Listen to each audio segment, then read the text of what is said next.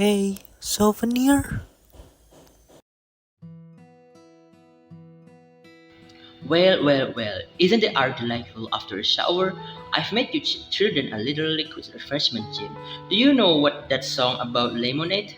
Lemonade made in the shade and stir with a spade good enough for only me. No, I never heard it.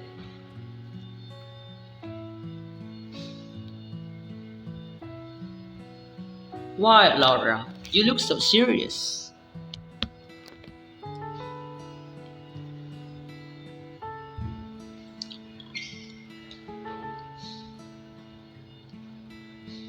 We were having a serious conversation.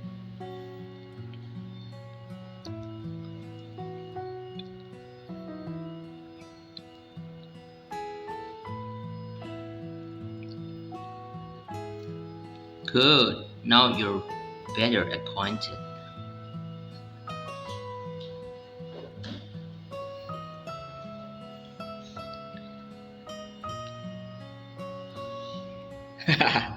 Yes,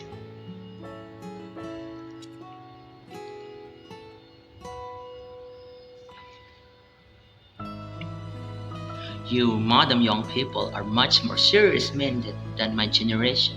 I was okay as a girl. you haven't changed, Miss Wingfield. Tonight I rejuvenated the gaiety of occasions, Mr. O'Connor. Oh, I'm baptizing myself. Here, let me.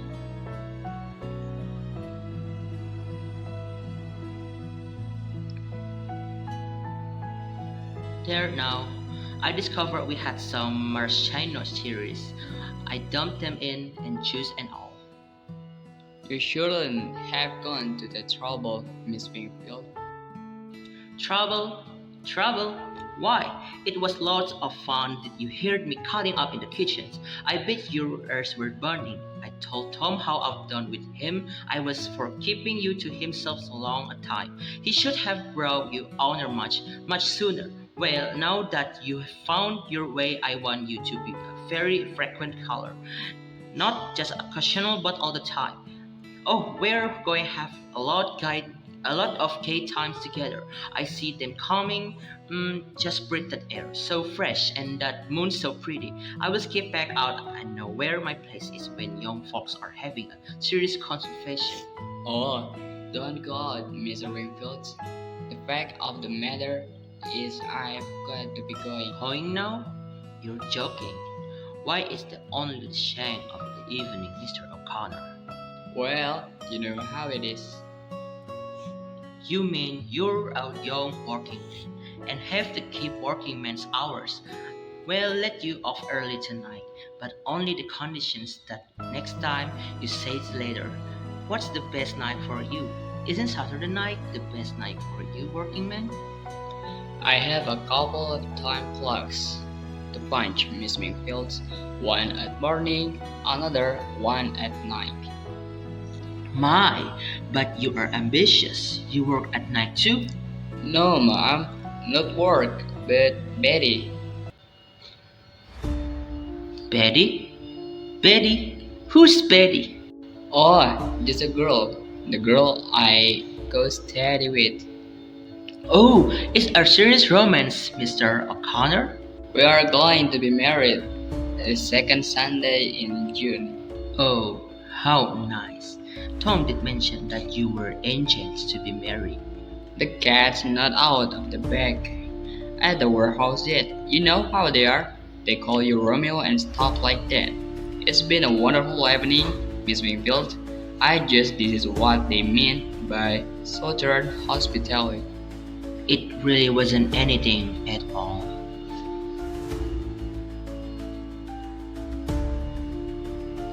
I hope it doesn't seem like I'm rushing off, but I promise Betty I pick her up at the rubbish depot. And by the time I get my feet under her trial bin. Some women are pretty upset if you keep them waiting. Yes, I know.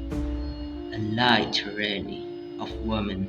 Goodbye, Mr. O'Connor. I wish you luck and happiness and success. All three of them, and so does Laura. Don't you, Laura? Yes! Goodbye, Laura. I'm certainly going to treasure that souvenir. And don't you forget the good advice I gave you. So long, Shakespeare. Thanks again, ladies. Good night.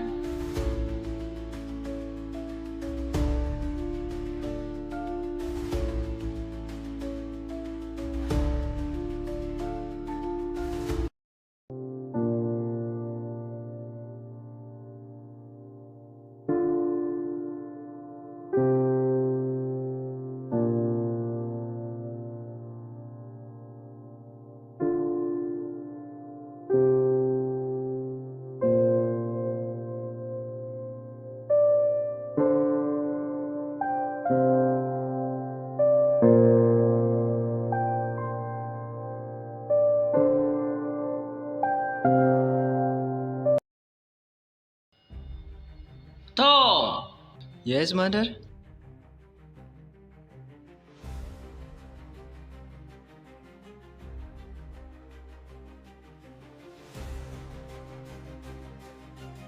Come in here a minute. I want to tell you something awfully funny. Has the gentleman caller gotten away already?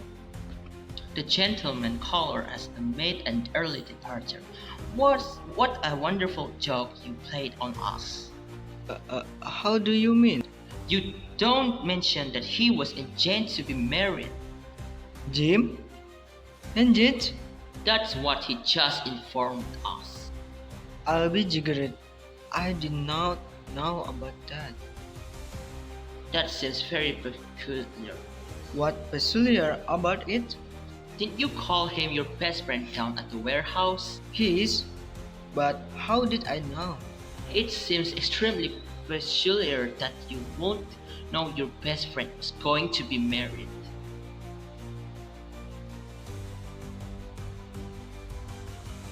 The warehouse is where I work, not where I know things about people. You don't know things anywhere. You live in a dream. You manufacture illusions.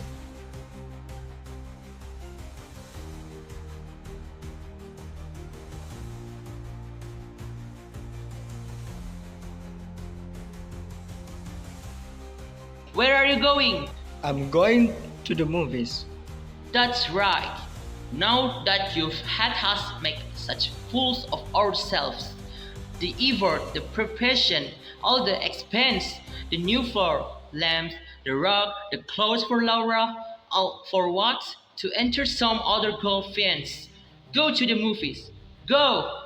Don't think about us, a mother deserted and unmarried sister who's crippled and has no job. Don't let anything interfere with your selfish pleasures. I just go, go, go to the movies.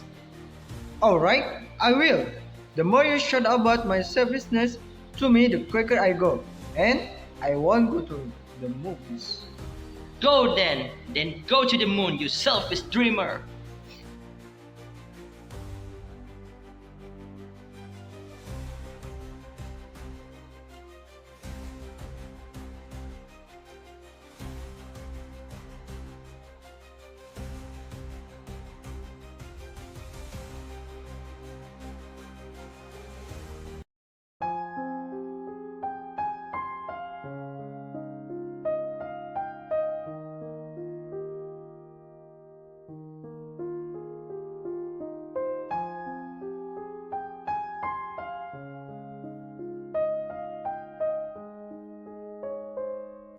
I didn't go to the moon. I went much farther, for time is the longest distance between places.